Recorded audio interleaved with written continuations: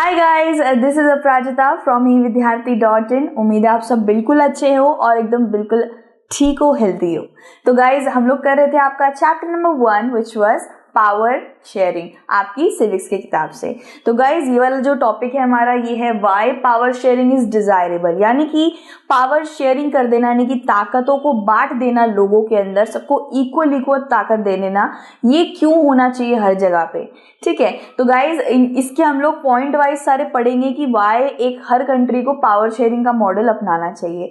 ठीक है गाइज, सबसे पहले तो यार ये फॉर्म्स ऑफ पावर शेयरिंग यहाँ पे देखते हैं। आई थिंक आपको इतना विजिबल नहीं हो रहा होगा, बट मैं यहाँ पे थोड़ा सा पढ़ देती हूँ। Result in balance of power. सबसे पहली बात तो है कि गाइस पावर शेयरिंग से सबके पास एक एक पावर रहती है, मतलब किसी में कोई लड़ाई झगड़ा नहीं होता है, बिल्कुल बैलेंस में सब कुछ चीजें चल रही होती है। ठीक है, ये बिल्कुल ऐसी बात है गाइस, जैसे कि मैंने जैसे मुझे वो चॉकलेट बहुत अच्छी लगती है, क्या नाम है यार उसका, पर्क है या मंच है, उसमें बिल्कुल सही मात्रा में 2 टुकड़े वो रखे होते हैं। तो मैं जब अपने भाई को देती हूँ तो मुझे कोई दिक्कत नहीं होती है कि भाई तेरे को ज्यादा मिल गया, मुझे कम मिल गया। बिल्कुल वैसी बात है, सब में बैलेंस रहता है एकदम। ठीक है, each organ checks the order. सारे ऑर्गन्स के पास एक एक पावर रहती है, तो सब एक दूसरे को चेक करते रहते हैं। ठीक है, और फिर एक तरीके से आप देख सकते हैं यहाँ पे लिखा हुआ है a system of check and balance. बिल्कुल चेक एंड बैलेंस में सब कुछ चलता है, मतलब कॉन्फ्लिक्ट होने के चांसेस, यानी कि लड़ाई वड़ाई होने के चांसेस कम हो जाते हैं जब सबके पास तरीके से पावर बटी होती है ना। जजेस can also check the work of other organs. जज उसके ऊपर होता है, जज को पावर दे रखी होती है, सारे ऑर्गन्स को देखेगा। तो इस तरीके से गाइज देखा जाए तो यहाँ पे एक और पॉइंट है कि किसी को भी अनलिमिटेड पावर नहीं मिलती है, सबको इक्वल पावर दी जाती है। ठीक है, तो यार बहुत सारे पावर शेयरिंग के बहुत सारे एडवांटेजेस होते हैं। अब यहाँ पे हम लोग पढ़ते हैं guys, thus 2 different set of reasons can be given in favor of power sharing। ठीक है, 2 रीजंस देखते हैं। Firstly, power sharing is good because it helps to reduce the possibility of conflict between social groups. ये बात बिल्कुल सही guys. For example हम लोग, मैं जानती हूँ बेल्जियम का मॉडल ये सब पढ़ रहे हैं, बट मैं एक बार इंडिया का बताना चाहती हूँ गाइस, क्योंकि इंडिया में भी बहुत सारी लैंग्वेज है, इंडिया में भी बहुत सारे डाइवर्स ग्रुप्स हैं, एज यू नो गाइस। तो देखा जाए तो इंडिया में एक चीज़ बहुत अच्छी कर रखी है कि कोई ऑफिशियल लैंग्वेज नहीं है ना। जैसे बहुत सारे हिंदू तो बहुत सारे लोग हैं, हिंदी बोलते भी बहुत सारे लोग हैं, लेकिन उस पर्टिकुलर हिंदी लैंग्वेज को ऑफिशियल लैंग्वेज का दर्जा नहीं दिया गया। हिंदी आप बोल रहे हो अच्छी बात है, लेकिन वो ऑफिशियल लैंग्वेज नहीं है। तो ये बात बाकी लोगों को हर्ट नहीं करेगी कि देखो ऑफिशियल लैंग्वेज हिंदी बना दी है, हम तो तमिल बोलते हैं, है ना। तो गाइस ऐसे अगर हिंदी ऑफिशियल लैंग्वेज बना दी जाती मेजॉरिटी ग्रुप देखकर कि बस सबसे ज्यादा हिंदू लोग ही भारत में रहते, तो हिंदी को ही भारत की ऑफिशियल लैंग्वेज बना दो, तो बाकी डाइवर्स ग्रुप्स को बहुत बुरा लगता कि क्यों तमिल क्यों नहीं बन सकती, क्यों तेलुगु क्यों नहीं बन सकती, बंगाली क्यों नहीं बन सकती। तो इस तरीके से शायद कॉन्फ्लिक्ट होने के बहुत चांसेस रहते हैं।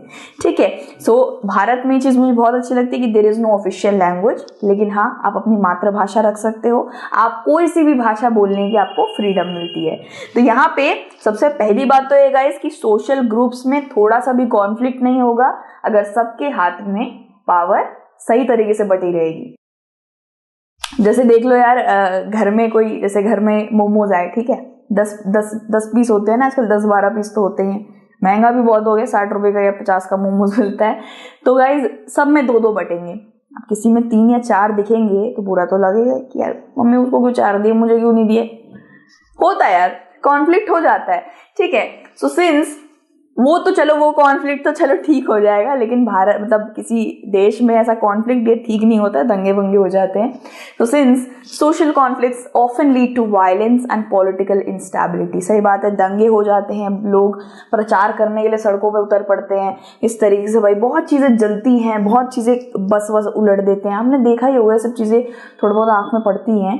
तो ये सब चीजें नहीं होगी, इससे हम बच जाएंगे अगर हम पावर शेयरिंग का मॉडल अपना लेंगे। ठीक है, इसके बाद क्या है दोस्तों, power sharing is a good way to ensure the stability of political order. सब कुछ एकदम बढ़िया तरीके से चलेगा, सबके पास तरह तरह की पावर रहेगी और इक्वल पावर रहेगी।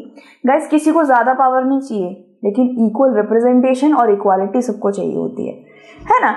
सबको इक्वालिटी चाहिए होती है। जैसे स्कूल में यार मुझे बहुत बुरा लगता था, देयर वाज अ टीचर, ठीक है, वो ने डांस सिखाती थी, तो उनका नाम वाम नहीं लूंगी, वो बहुत बुरी नहीं थी, लेकिन मुझे बुरा ये लगता था कि उन्होंने कुछ चुनिंदा बच्चों को ही वो हर प्रोग्राम में लिया करती थी, वो उनके फेवरेट थे, ठीक है, तो उनके फेवरेट थे और वो दिमाग में उनके बैठ गया था कि ये बच्चे डांस अच्छा कर सकते हैं, बाकी कर ही नहीं सकते। सो पर्टिकुलर बच्चों को लेकर ही सारे एनुअल कल्चर वगैरह सारे फंक्शंस उन्हीं के साथ करती थी, तो मुझे बहुत बुरा लगता था। एक बार मैं भी गई थी वहाँ पे, आई ट्राइड माई बेस्ट, मेरे दोस्त भी गए थे लेकिन उन्होंने उनको लिया ही नहीं। तो कॉन्फ्लिक्ट तो चलो हम नहीं कर सकते थे, लेकिन बुरा ज़रूर लगा, फीलिंग हर्ट हुई, ठीक है। लेकिन यहाँ पे क्या है, यहाँ पे गवर्नमेंट है, ये बहुत बड़ा मुद्दा हो जाता अगर आप पर्टिकुलर ग्रुप को ही कल्चर बनाने की अनुमति दोगे, फेस्टिवल बनाने की अनुमति दोगे और बाकी ग्रुप्स को बोलोगे भाई तुम अपना फेस्टिवल नहीं बना सकते, ठीक है, तो ये बात गलत होगी। सबके हाथ में क्या होनी चाहिए, इक्वालिटी। तो imposing the will of majority community over others में look like an attractive option in the short run, लेकिन लॉन्ग रन तक ये नहीं चलेगा। गाइज समझ लीजिए एक मेजॉरिटी ग्रुप है, भारत का ले लीजिए, हिंदू मेजॉरिटी ग्रुप है शायद, है ना। अब उसके हाथ में भाई सारी पावर दे दो, शायद हिंदू लोगों को लगेगा या जितने भी मतलब मेजॉरिटी ग्रुप के जो लोग हैं उन्हें लगेगा कि यार ये अच्छा मॉडल है वगैरह वगैरह, लेकिन ये शॉर्ट रन तक सही चलता है, लॉन्ग रन तक नहीं चल पाएगा, ठीक है। अब मतलब देखा जाए तो यार जब एक कंट्री के अंदर अलग अलग धर्म के लोग रह रहे हैं, अलग अलग जात पात, अलग अलग लैंग्वेज के लोग रह रहे हैं, तो सबकी भावनाओं को देखकर चलना चाहिए, ठीक है। तो फ्रेंच को ज़्यादा दे दिया, डच को कम दिया, डच को ज़्यादा दे दिया, फ्रेंच को कम दिया, ये नहीं चलेगा, शॉर्ट रन तक चलेगा, उसके बाद दंगे फसाद शुरू हो जाएंगे, ठीक है। फिर गाइस क्या है, power sharing is good because it helps to reduce the possibility of conflict between social groups, ये हमने कर लिया था। सेकंड मैंने यही बताया गाइस कि deeper reason why power sharing is good for democracy also, power sharing democracy के लिए भी अच्छा है। और गाइस डेमोक्रेसी का पर्टिकुलर मतलब यही होता है गाइस कि एक कंट्री को उसके देशवासी जितने भी, एक कंट्री के जितने भी लोग रह रहे हैं, वो अपने पावर से अपनी गवर्नमेंट बनाते हैं। इसी को तो डेमोक्रेसी कहते हैं ना, कि लोगों के द्वारा गवर्नमेंट बन रही है, पीपल्स गवर्नमेंट, लोगों के हाथ में ज्यादा पावर है, इसी को डेमोक्रेसी कहते हैं ना गाइस। सो डेमोक्रेसी में क्या होना चाहिए ना कि सारे लोगों के हाथ में ही पावर होनी चाहिए ना, चुनिंदा लोगों के हाथ में तो नहीं होनी चाहिए, ठीक है। So power sharing is very good, very suitable option. एक ऐसी जगह जिसमें इतनी ज्यादा पॉपुलेशन हो, एक कंट्री जिसमें इतनी पॉपुलेशन हो, इतने धर्म हो, इतने रिलीजन हो, वहां पे शायद अगर आप एक धर्म को थोड़ा ज्यादा दे देंगे तो दूसरे को बुरा लग सकता है, फीलिंग हर्ट हो सकती है, दंगे फसाद हो सकते हैं, एजिटेशन हो सकता है। So power sharing is very good, okay. So power sharing is the very spirit of democracy, yes. Democracy यानी कि हमारे भारत में देखिए अलग अलग धर्म के लोग हैं, सबकी ही अगर आपको मान के चलनी है, किसी का भी दिल ना दुखे, तो सबके हाथ में एक एक चॉकलेट होनी चाहिए, ठीक है। अब किसी के हाथ में पर्क है, किसी के हाथ में किटकैट है, ऐसा नहीं चलेगा भाई, उसमें भी दंगे फसाद हो सकते हैं, ठीक है। A democratic rule involves sharing power with those affected by its exercise and why have to live with its effect. Guys क्या होता है ना, जो माइनॉरिटी ग्रुप होती है ना, जैसे हमारे भारत में क्रिश्चियंस, बुद्धिस्ट, ये सब माइनॉरिटी ग्रुप्स है, पारसीज बहुत कम पॉपुलेशन में है ये, है ना। और समझ लीजिए मेजॉरिटी ग्रुप हो गया, मुस्लिम्स हो गए मेजॉरिटी ग्रुप्स, है ना। तो गाइज माइनॉरिटी ग्रुप ही होती है या जिनमें सबसे कम लोग होते हैं, उन्हीं को हमेशा इफेक्ट्स को देखना पड़ता है। जैसे आपने देखा है ना, जब भी कुछ भी होता है तो गरीब ही पिसता है या आम आदमी ही पिसता है, ऐसा आपने लाइन सुनी होगी, बिल्कुल वैसी एक बात है कि माइनॉरिटी ग्रुप ही पिसता है ना। तो माइनॉरिटी ग्रुप को थोड़ी स्पेशल प्रोविजन भी देने चाहिए, ये भी होना चाहिए, सबको इक्वल रिप्रेजेंटेशन, ठीक है। People have a right to be consulted on how they are to be governed, लोगों के पास राइट होना चाहिए, ठीक है। डेमोक्रेसी के अंदर यही बात है गाइस कि लोग अपनी गवर्नमेंट चुन सकते हैं, उसको खुद बना सकते हैं, अपने हिसाब से गवर्नमेंट को चला सकते हैं, ठीक है। तो उनकी आवाज ही नहीं सुनी जाएगी तो भाई क्या फायदा डेमोक्रेटिक कंट्री कहलाने का, है ना। तो आवाज नहीं दबनी चाहिए किसी की भी। Principle of a good democracy, that power of a government must not vest in one person और अ ग्रुप ऑफ पर्सन्स। तो वही बात है गाइस कि अगर कोई डिसीजन लिया जा रहा है या कोई लॉ बनाया जा रहा है तो एक पर्टिकुलर ग्रुप या एक पर्टिकुलर पर्सन को ही क्यों सुना जाए, सबको सुनना चाहिए। तभी आपने देखा होगा गाइस, जब पार्लियामेंट में कोई डिस्कशन होता है ना, तो सारे मंत्री, सारे अलग अलग पार्टी के, अलग अलग धर्मों के, है ना, सब बैठते हैं वहाँ पे एक चर्चा पे, सब अपना अपना डिसीजन या डिबेट देते हैं। आप कहीं भी देख लीजिएगा, एक क्लासरूम के अंदर भी हर धर्म का बच्चा बैठा होगा, हर जात का बच्चा, हर पात का बच्चा बैठा ही होगा, है ना।